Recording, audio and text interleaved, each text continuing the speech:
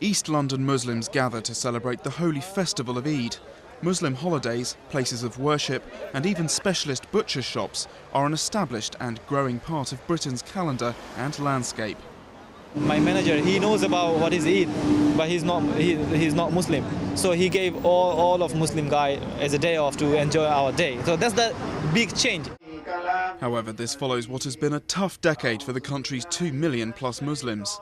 Many have felt victimised and that their religion's image was tarnished following the 9/11 attacks and suicide bombings carried out by British Muslims on London's transport system in 2005, not to mention several other foiled plots.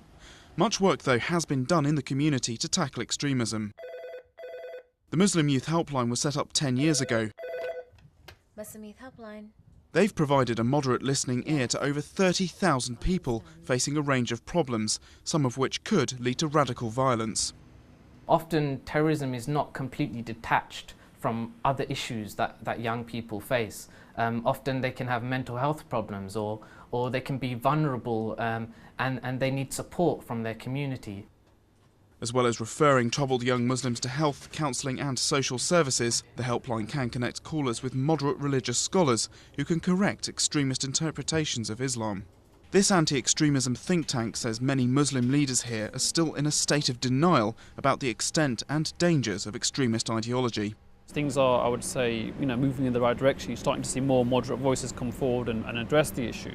But still, I think there's a long way to go before we find, Muslim communities here, comfortable and able to openly acknowledge the problems that exist within the communities. And there is a new threat on the horizon.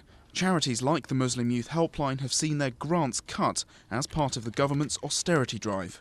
When we're just sort of feeling the pinch of the cuts, we don't know what is going to happen down the line and how many terrorists are going to be created through not getting the right support. That is hugely scary.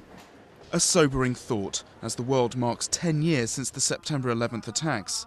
The fight for the image and soul of Britain's Muslim community looks set to continue.